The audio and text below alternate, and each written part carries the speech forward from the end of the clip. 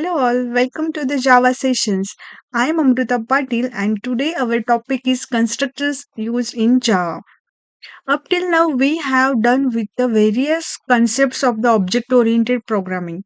Now we will start with the constructor. So we'll see what is actually the constructor means. Constructors are a special method in a class. They are automatically involved when the object is created. Whenever object is created from the class or the object is instantiated, then automatically constructors are called by the compiler. They are used to initialize the object state. It ensures that the object is in a valid and the usable state immediately after the creation. How we will define the constructor? As I said, the constructors are the special methods having the same name as the class. If my class name is employee, then my constructor name will also be a employee. There is no return type used in the syntax of the constructor, not even the void. We have different return types, different data types, or the custom types. But for the constructors, we are not having any return type. But the constructors have the parameters. They can have a parameterized, we can call them as a parameterized constructor. It can be a one parameterized constructor, two parameterized, or any number of, or even the constructors without parameters. Okay, so that is called as the default constructor. Now we will discuss what are the rules of creation of the constructor. As discussed, the name of the constructor should be same as the class name. There is no return type specified. It can be overloaded. That means in a class we can have different number of constructors defined. That means we can have the default constructor, that means the constructor without argument, one parameterized constructor, two parameterized. That means this is the concept of overloading. And we can do overloading in case of constructors implicitly called during the object creation. Whenever we are having a default constructor in our class, then it is automatically called, implicitly called when I am doing the object creation or when I am instantiating the object, instantiating the class.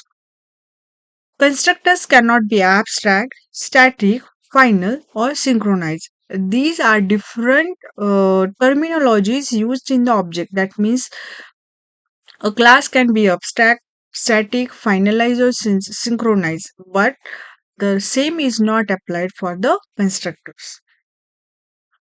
So, this is the example like how the constructors are declared. Public, I have a class person, public class person. In that, we have two parameters, string name and int age. So, how we will define the constructor for this class? According to the first rule, the constructor should have the name same as the class name. So we have the person. So this is the part of the constructor, and the name of the constructor is person. That is same as the class.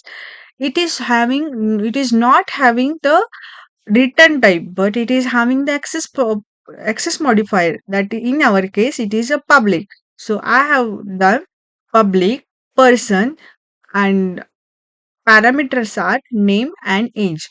Then and in that constructor, I am just initiating the whatever the class members are there with the parameterized arguments which we are passing to the constructor. So this dot name is equal to name. This dot age is equal to age. So this is example of parameterized constructor.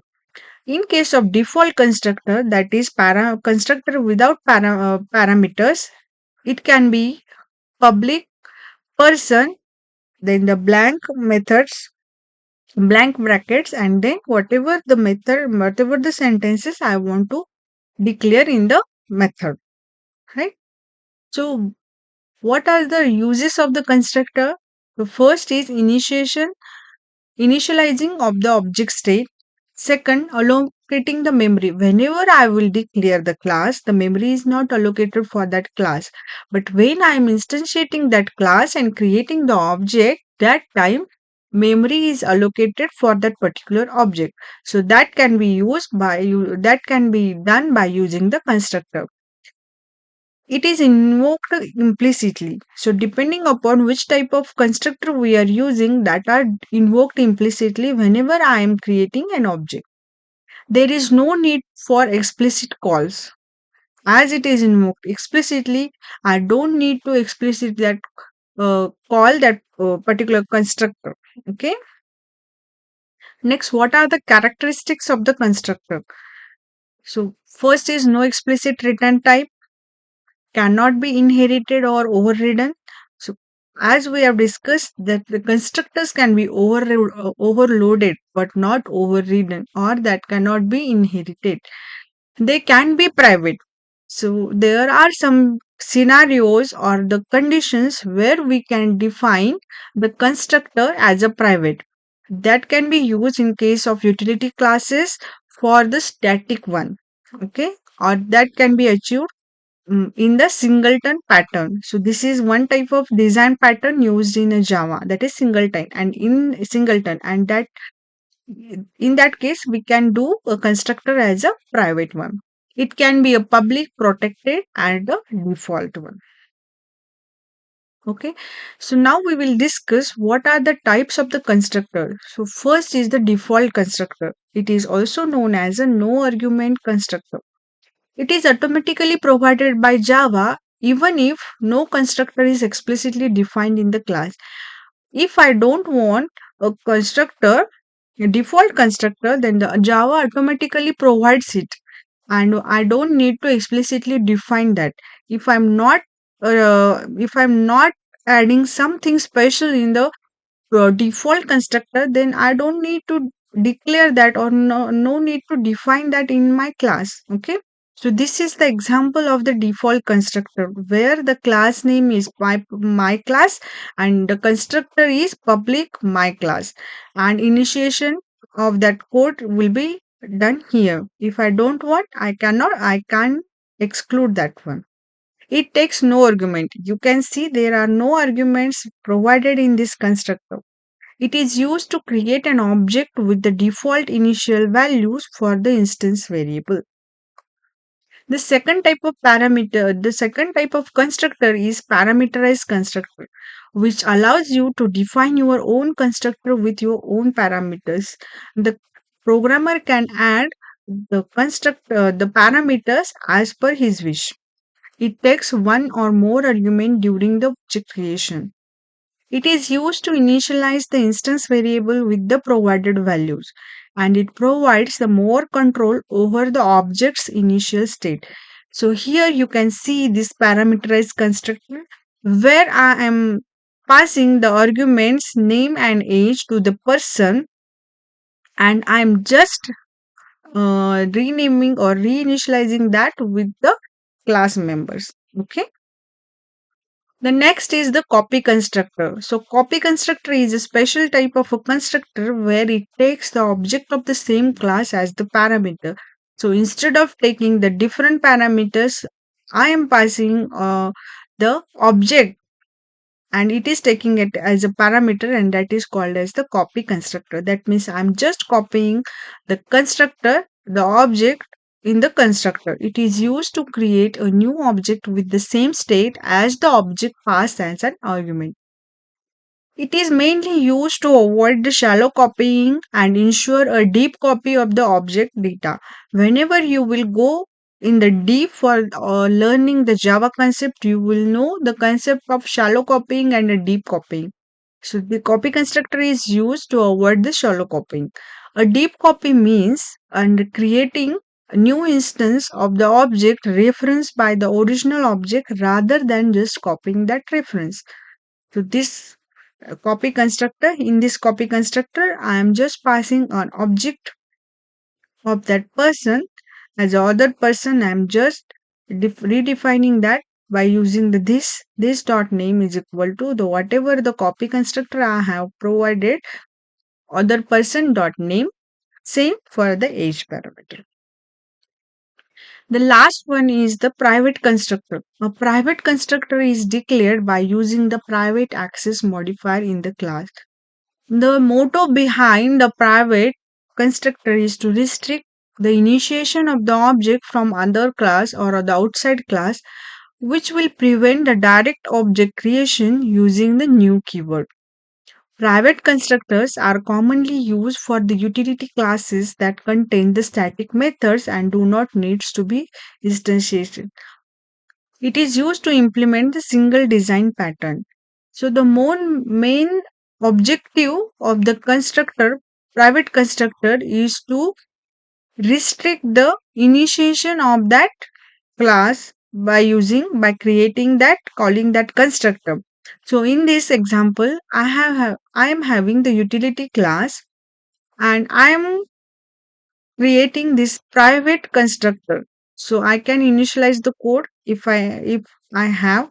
So basically this is used when using or when achieving the singleton design pattern. What are the advantages of this static what are the advantages of the constructor? So this mainly allows the code reusability. It allows the easy object instantiation and it provides a standard way to set the object properties. Okay, so now we will see the code for this. So this is the constructor demo employee. Here I am having the default constructor. How I can say that it is a default constructor? That it is not taking any parameters in it. So I am just assigning whatever the class variables id, name and the salary with the default values. Id 0, name unknown and salary 0. And while in the parameterized constructor, I am just passing the values for the integer id, string name, and the salary. And whatever the argument I am passing, I am just assigning this to the class variables. So how I will execute this? So using default constructor, just a simple method. So constructor demo employee, employee 1 is the object and I am just instantiating it. And when this is done, I'm just printing the value of id, name and the salary. And for the calling the parameterized constructor, how I will do that? New constructor demo employee, and here I am passing the values 101 as a id, John Doe as a name and a salary. Now if I run this program, so what will be the output? So first, whenever I am just instantiating this one, then it will print the default constructor values. That means defaultly I am passing 0, unknown and 0. So that will be printed. And for the parameterized constructor, I am passing the value 0, 101 and all. So it will print like that one. I hope you got that concept. Now let's test your knowledge. What is the constructor in Java? A special variable in a class, a special method in a class used for object initialization, a predefined package in Java. So what will be the answer? Yes, it is a special method in a class that is used for object initialization. Okay, next go to the next question. Can a constructor have a return type in Java? Yes or no? Yeah, no. We don't have a return type for the constructors. Okay. How is constructor different from a method? Options are constructors have the parameterized but methods do not. Constructor have a return type but methods do not. Constructor have the same name as the class but methods do not. Yes, the last one is option C. Now last question. Can constructor be inherited or overridden? Yes or no? Obviously no. We have discussed that constructors can be overloaded but cannot be overridden and inherited. Okay, these are some of the questions that you have to answer. Okay, whatever the knowledge we have gained from this session. Let me know in the comment if you have any issues. Okay, thank you and happy learning.